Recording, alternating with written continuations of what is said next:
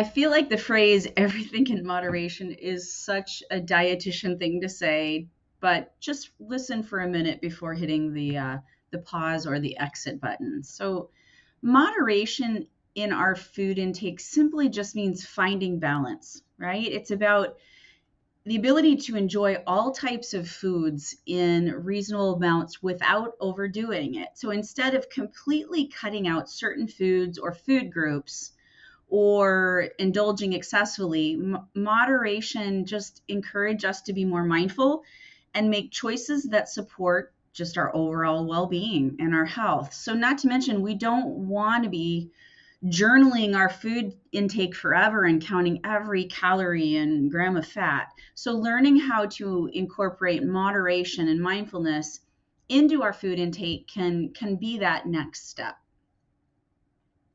So, let's talk about 5 ways to start incorporating moderation into our daily routines. Some of these we've already been working on in other modules, have talked about, but these are ones we really need to commit to every single day in order to make them become a habit. So the first one is portion control, mindful eating, balancing our meals and snacks throughout the day, planning ahead, and last but not least, practicing self-compassion. So first, let's start out with portion control. You always hear stories of those people that lost extreme amounts of weight by simply eating off of smaller plates. For a large majority of people, it is not what we are eating, but it's how much we're eating. By focusing on portion control, and let's face it, mostly portion control of those carbohydrates, especially the more refined and processed ones, we can decrease our overall calorie intake significantly. We can do this by using smaller plates, bowls, utensils that help us to decrease our portion sizes. We can aim to fill our plate with half over with vegetables, with 1/4 protein, and then leaving that 1/4 with our complex carbs, or those high protein carbohydrates or whole grains. And actually being aware of the serving sizes on packages and limiting ourselves to 1 serving per meal and snack. Now, this can be a hard one. I'm not talking about vegetables or, chicken breast and lean meats. I'm talking about those foods that are more challenging to stick to 1 serving, like pasta, potatoes, rice, breads, chips, crackers, cookies, candy. Those foods that are more calorically dense and make the biggest difference in our total daily caloric intake. So, rather than watching TV with the entire bag of chips or popcorn bowl or cracker box, we put 1 serving in a bowl. We put the rest away, and that is what we eat. And even if you would decide to get up and go get a second serving, at least you have to get up. It's putting a little friction. We talked about this when we talked about creating those good habits. It's putting a little friction and make things a little bit harder for you to overindulge. You limit yourself to one serving of that snack, and then you have to go back if you want another serving. But doing your best to try to limit that to only 1 serving per sit down or per snack, right? Next, mindful eating. Now, I know that we've discussed this in other modules, so I'm not going to spend a lot of time here. I just wanted to make sure I understand the importance of mindful eating when it comes to moderation.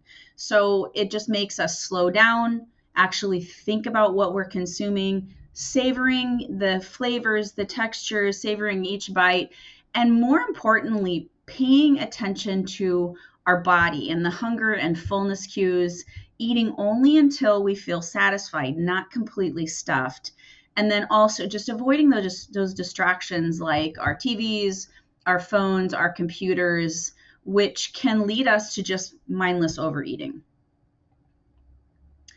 Next, balance throughout the day. If you'll be enjoying, that richer or more calorically dense meal later in the day, maybe you're going to enjoy pizza, or you're going out to dinner, or doing something that's a little different from your normal schedule, don't fast or skip meals to get ready for that. Okay. You're going to end up being so hungry. You're going to feel like you can't stop eating. You're going to overindulge and then you're going to feel like crap. So instead, balance out your day with maybe you have a little bit lighter lunch. We make sure you get in your adequate protein, but you consume, adequately through the day, but maybe, just maybe a little bit smaller meals.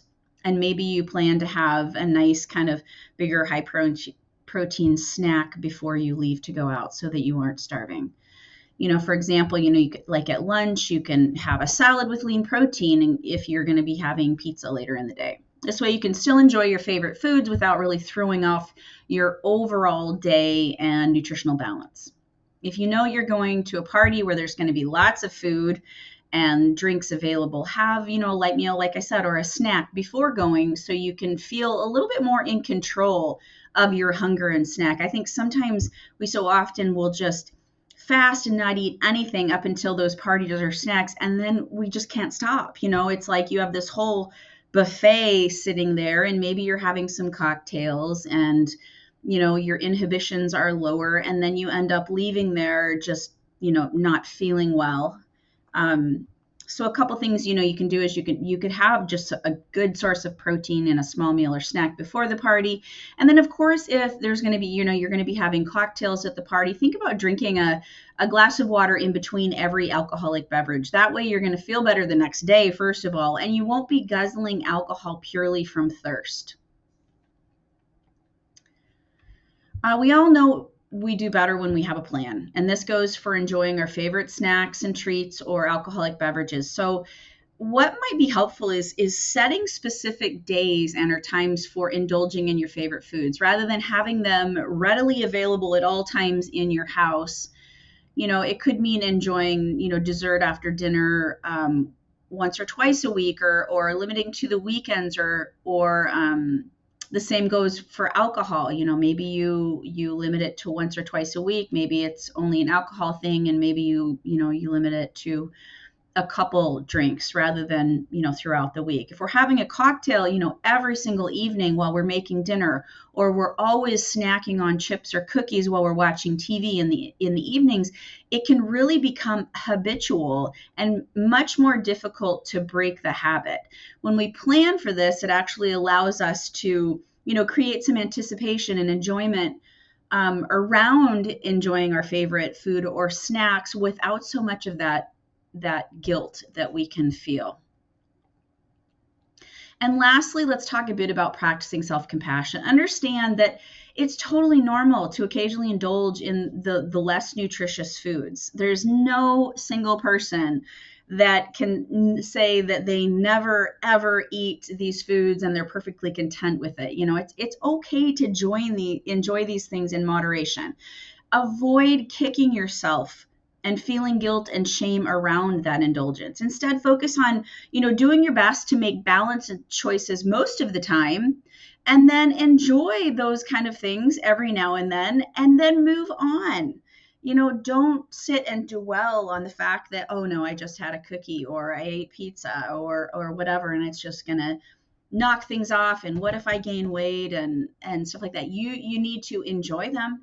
And goes with that mindfulness of being present and actually taste them. And it's not about just inhaling them and not even realizing what you're eating and overeating and feeling yucky, but actually enjoy them. Think about why you like to eat them. Is it the texture? Is it the taste? Is it the fact, it might even just be the fact that you have family time around, your pizza nights or whatever. And maybe that's what you enjoy. Maybe you spend a little more time, having a conversation as you're enjoying your pizza.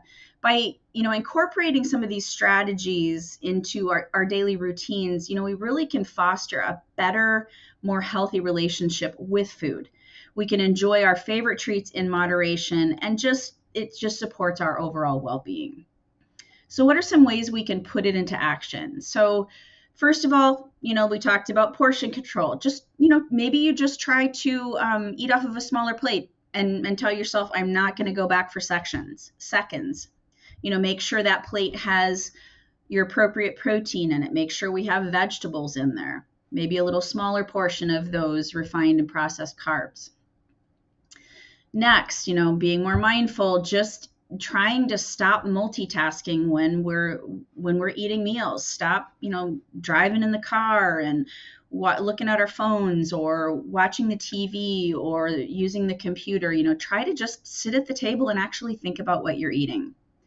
Number 3, we talked about, just having a nice high protein snack, something that's going to help you when you go to parties or gatherings. It's just going to help you to feel a little bit more in control and not so extremely hungry to where you can't even listen to your body or pay attention to how you feel, because you just have all of these options in front of you and you're starving and it's just inhaling, right?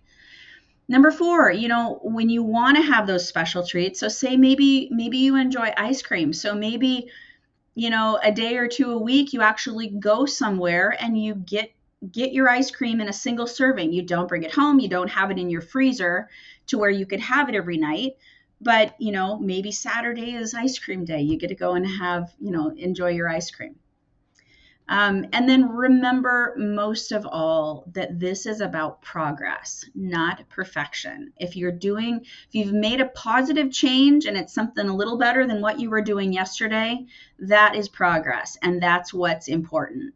There's nobody perfect out there, right? None of us are perfect. It's just about being a little bit better than you were yesterday. All right? Y'all have a fantastic day. Take care.